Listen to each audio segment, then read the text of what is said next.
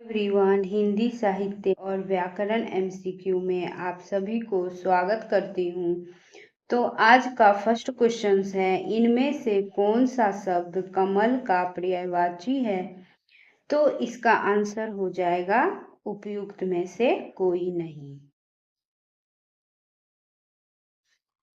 Next question है, निम्नलिखित में से किस वाक्य में भाववाच्य है? तो इसका आंसर हो जाएगा ए, सर्दियों में रोज नहाया नहीं जाता। यह जो है भाववाच्य है। भाववाच्य कहते किसे हैं? तो जिससे यह ज्ञात होता है कि क्रियाओं में न तो कर्ता की प्रधानता होती है और न कर्म की, केवल भाव प्रधान होता है, उसे हम भाववाच्य कहते हैं। अब कृत्यवाच्य किसे कहते हैं? जिसमें कृत्यवाच्य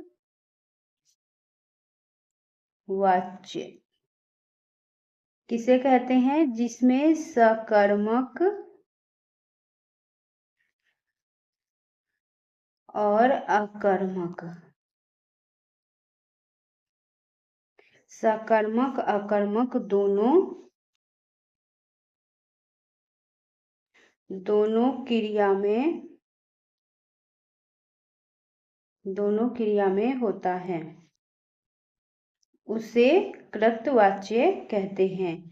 अब है क्रमवाच्य किसे कहते हैं? तो क्रमवाच्य जो है, क्रमवाच्य में केवल सकर्मक क्रिया मौजूद होते हैं। कौन सी क्रिया? तो सकर्मक क्रिया मौजूद होते हैं, उसे हम कर्मवाच्य कहते हैं। अब है भाववाच्य। भाववाच्य में क्या होता है?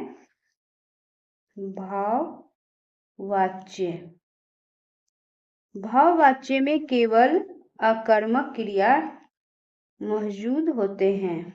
कौन सा? तो अकर्मक क्रिया मौजूद होता है, अकर्मक क्रिया मौजूद होता है, उसे हम भाववाच्य कहते हैं। नेक्स्ट क्वेश्चन है फ्रेंड्स, हम ताजमहल देखने जाएंगे। इस वाक्य में हम जो है वो सर्वनाम का कौन सा प्रकार है? तो इसका आंसर हो जाएगा पुरुषवाचक सर्वनाम। कौन सा हो जाएगा? पुरुषवाचक सर्वनाम। अब सर्वनाम कहते किसे हैं? तो सर्वनाम कहते किसे हैं? तो इसका हम डेफिनेशन देखते हैं। जिस शब्द का प्रयोग संज्ञा के बदले होता है, उसे हम संज्ञा कहते हैं। किसे कहते हैं? सर्वनाम। तो सर्वनाम कहते किसे हैं? तो इसका हो जाएगा परिभाषा, जिस शब्द का प्रयोग संज्ञा के बदले होता है, उसे हम सर्वनाम कहते हैं। सर्वनाम के 6 भेद होते हैं। कितने भेद होते हैं? तो 6 भेद होते हैं। कौन कौन से होते हैं? फर्स्ट है पुरुषवाचक सर्वनाम। कितने भेद होते हैं?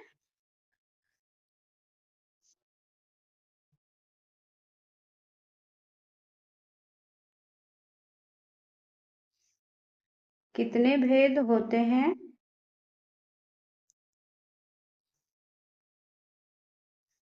तो 6 भेद होते हैं। कितने भेद होते हैं? 6 भेद होते हैं। सर्वनाम के 6 भेद होते हैं। 6 भेद कौन कौन से होते हैं? तो फर्स्ट है पुरुषवाचक सर्वनाम। पुरुषवाचक सर्वनाम। सेकंड है निश्चयवाचक सर्वनाम। निश्चयवाचक सर्वनाम।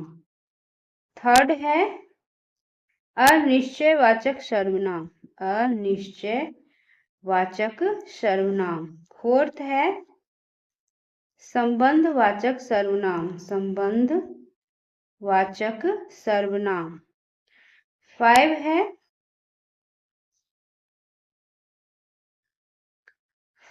है प्रश्नवाचक सर्वनाम, प्रश्नवाचक सर्वनाम।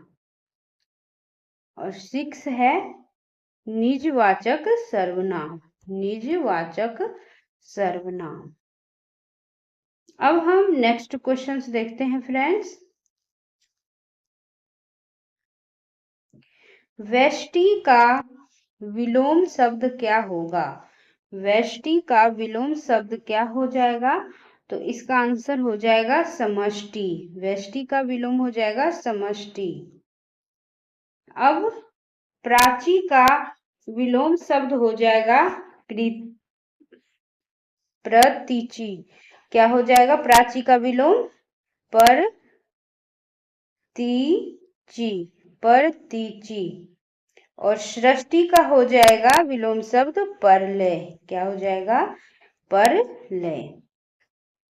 अब हम नेक्स्ट क्वेश्चंस देखते हैं फ्रेंड्स। निम्नलिखित में से कौन सा शब्द वायु का पर्यायवाची है? कौन सा शब्द वायु का पर्यायवाची है? तो इसका आंसर हो जाएगा अनिल। अनिल जो है वो वायु का पर्यायवाची शब्द है। वायु का पर्यायवाची शब्द और भी होते हैं हवा,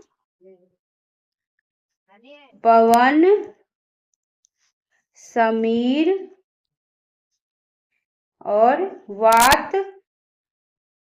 वात और मारुत और प्रवात, पवमान, पर भजन, बयार और समीरन और स्पर्शन। क्या हो जाएगा? स्पर्शन जो है यह सब वायु का पर्यायवाची शब्द है। अब भौरा का पर्यायवाची शब्द देखते हैं।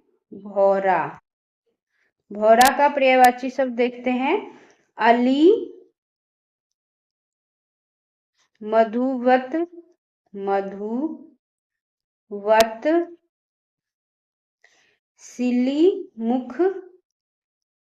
सिली मुख, भंवर, मिलिंद और मधुकर। यह जो है भौरा का पर्यायवाची शब्द है। अब नेक्स्ट क्वेश्चन है फ्रेंड्स। सीता नहीं पढ़ती है, सीता नहीं पढ़ती है, इस वाक्य में वाच्य का कौन सा प्रकार है? तो इसका आंसर हो जाएगा कृतवाच्य। कृतवाच्य का प्रकार है। अब कृतवाच्य कहते किसे हैं? तो कृतवाच्य कर्ता की प्रधानता होती है। कृतवाच्य में कर्ता की प्रधानता होती है।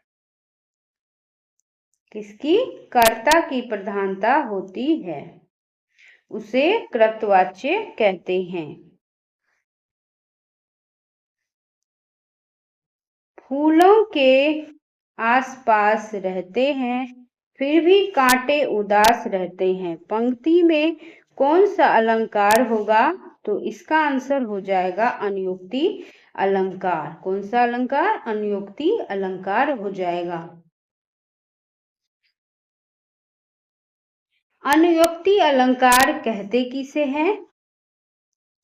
तो जहां किसी वस्तु या व्यक्ति को लक्ष्य कर कही जाने वाली बात दूसरे के लिए कही जाए वहां अनुयुक्ति अलंकार होता है।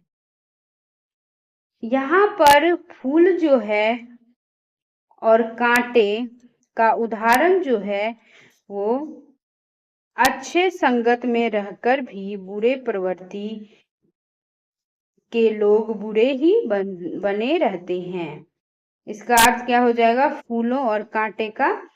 तो अच्छे संगत में रहकर भी बुरे प्रवृत्ति के लोग बुरे ही बने रहते हैं। अब हम नेक्स्ट क्वेश्चंस देखते हैं।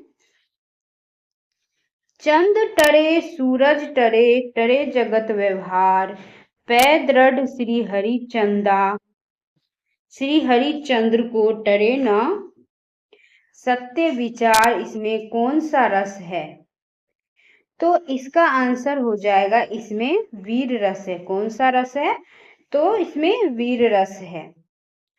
यह पंक्ति सत्यवादी हरिश्चंद्र के विषय में कहा जाता है। यह जो पंक्ति है, चंद टरे सूरज टरे टरे जगत व्यवहार पै दृढ़ श्री हरिचंद्र को टरे न सत्य विचार, यह जो पंक्ति है यह सत्य हरिश्चंद्र जी का है। किसका है? सत्यवादी हरिश्चंद्र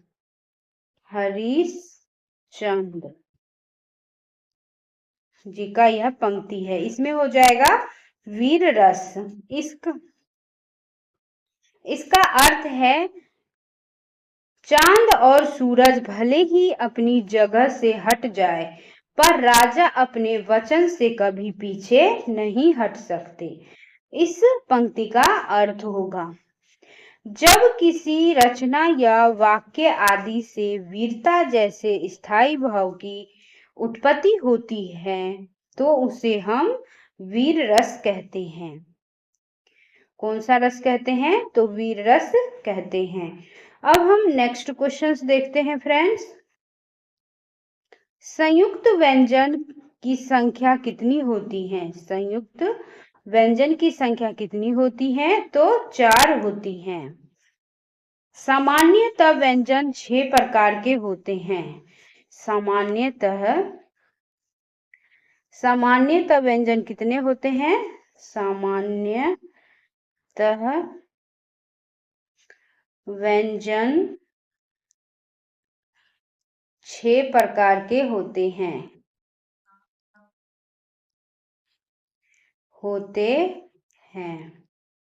कौन कौन से होते हैं? फर्स्ट है स्पर्श व्यंजन। सेकंड है अनुनासिक व्यंजन।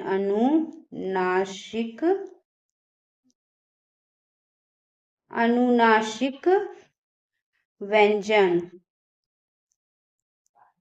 और थर्ड है अंतःस्थ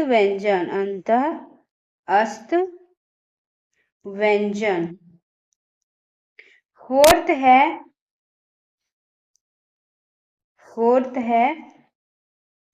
ऊष्म व्यंजन।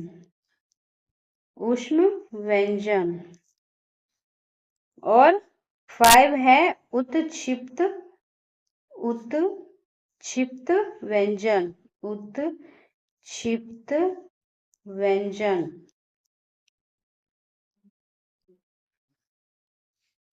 संयुक्त व्यंजन किसे कहते हैं? तो संयुक्त व्यंजन जो है जिन व्यंजनों के उच्चारण में अन्य व्यंजनों की सहायता लेनी पड़ती है उसे हम संयुक्त व्यंजन कहते हैं। अब नेक्स्ट क्वेश्चंस देखते हैं फ्रेंड्स। अगर वीडियो पसंद आ रहे हो तो लाइक और सब्सक्राइब जरूर कीजिएगा। निम्नलिखित विकल्पों में से किस विकल्प में सभी शब्द व्यक्तिवाचक संज्ञाएं हैं? तो इसका आंसर हो जाएगा ए, रामचरितमानस और गंगा जो है वो व्यक्तिवाचक संज्ञा है। अब जिन संज्ञा शब्दों से किसी एक ही वस्तु, व्यक्ति या स्थान आदि का बोध होता है उसे व्यक्तिवाचक संज्ञा कहते हैं। जैसे व्यक्तिवाचक संज्ञा कौन कौन से होते हैं? हम इसका उदाहरण देखते हैं। जैसे राम, श्याम, आम, अमरूद, गंगा, सिंधु, हिमालय। यह जो है यह व्यक्तिवाचक संज्ञा का उदाहरण है। संज्ञा के 5 भेद होते हैं। संज्ञा के कितने भेद होते हैं? तो संज्ञा के 5 भेद होते हैं। 5 भेद कौन कौन से होते हैं? तो जातिवाचक संज्ञा, फर्स्ट कौन सा है? जातिवाचक संज्ञा। सेकंड है व्यक्तिवाचक संज्ञा और थर्ड है भाववाचक संज्ञा।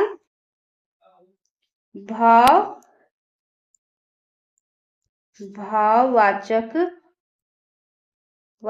संज्ञा और फोर्थ है समूहवाचक संज्ञा। समूहवाचक संज्ञा और 5 है द्रव्यवाचक संज्ञा। अब हम नेक्स्ट क्वेश्चंस देखते हैं फ्रेंड्स। रसखान है, तो रसखान जो है वह क्या है? तो भक्तिकालीन कवि है। रसखान जो है वो भक्तिकालीन कवि है। इसका आंसर ए हो जाएगा। रसखान के प्रसिद्ध जो रचना है वो कौन कौन सा है? तो रसखान का जो प्रसिद्ध जो रचना है वो है प्रेम वाटिका। प्रेम वाटिका। प्रेम वाटिका। और फिर सुजान रसखान। सेकंड रचना है सुजान रसखान। आदि जो है यह रसखान जी का प्रमुख रचना है। अब भक्तिकालीन कवि जो है वो कौन कौन से हैं? भक्तिकालीन कवि जो है वो है रामदेव, कबीर, गुरु नानक देव और रैदास और मलिक दास। यह जो है वो भक्तिकालीन कवि है। नेक्स्ट क्वेश्चंस देखते हैं फ्रेंड्स। तमस के लेखक कौन है? तो तमस के लेखक जो है वह है भीष्म साहनी। कौन है? भीष्म साहनी। अब भीष्म साहनी के अन्य प्रमुख रचना जो है वो है मेरी प्रिय कहानियां। कहानियां जो है मेरी प्रिय कहानियां,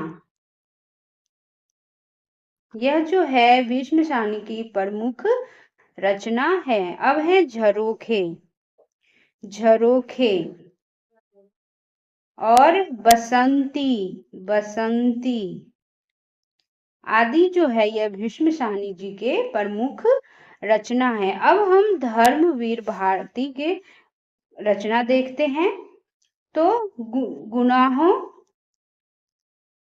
गुनाहों का देवता। गुनाहों का देवता और सूरज का 7वां घोड़ा। सूरज का 7वां घोड़ा और चांद और टूटे हुए लोग। चांद और टूटे हुए लोग और ठेले पर हिमालय। ठेले पर हिमालय, यह जो है धर्मवीर भारती जी का प्रमुख रचना है। अब हम डॉक्टर नागेंद्र के प्रमुख रचना के बारे में देखेंगे। तो विचार और अनुभूति। अब है विचार विश्लेषण।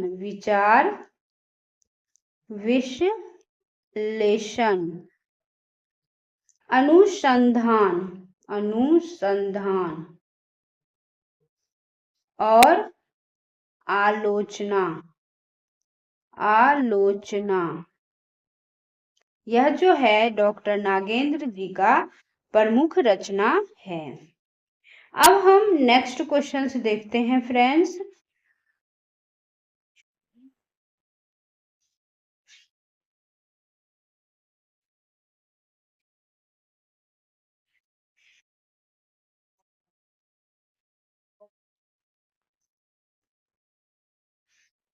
भाषा की सबसे छोटी मौखिक इकाई क्या कहलाती है? भाषा की सबसे छोटी मौखिक इकाई क्या कहलाती है? तो ध्वनि कहलाती है। क्या कहलाती है? ध्वनि कहलाती है। सबसे छोटी ध्वनि जो है वो मूल ध्वनि होती है। सबसे छोटी ध्वनि जो होता है वो कौन सा होता है? तो मूल ध्वनि होता है। और मूल ध्वनि भाषा की इकाई होती है। मूल ध्वनि जो है वो भाषा की इकाई होती है और मूल ध्वनि अखंड होती है। मूल ध्वनि जो है वो अखंड होती है। ध्वनि के मेल से अक्षर बनते हैं। ध्वनि के मेल से ही क्या बनते हैं? अक्षर बनते हैं। अब हम नेक्स्ट क्वेश्चंस देखते हैं। राम बाजार से केले लाया, वाक्य का कौन सा भेद है? राम बाजार से केले लाया वाक्य का कौन सा भेद है? तो यह वाक्य जो है यह सरल वाक्य है। अब हम सरल वाक्य किसे कहते हैं? तो साधारण या सरल साधारण वाक्य को ही हम सरल वाक्य कहते हैं। इसमें एक ही प्रधान क्रिया होते हैं। किसमें? तो सरल वाक्य में एक ही प्रधान क्रिया होते हैं और वाक्य शब्दों का वह समूह है जिसके बोलने से पूर्ण अर्थ प्रकट होता है। वाक्य जो है वो शब्दों का वह समूह है जिसके बोलने से पूर्ण अर्थ प्रकट होता है। वीडियो देखने के लिए friends thank you so much. अगर वीडियो पसंद आए हो तो लाइक और सब्सक्राइब और वीडियो को शेयर करना ना भूलें। वीडियो देखने के लिए थैंक यू सो मच।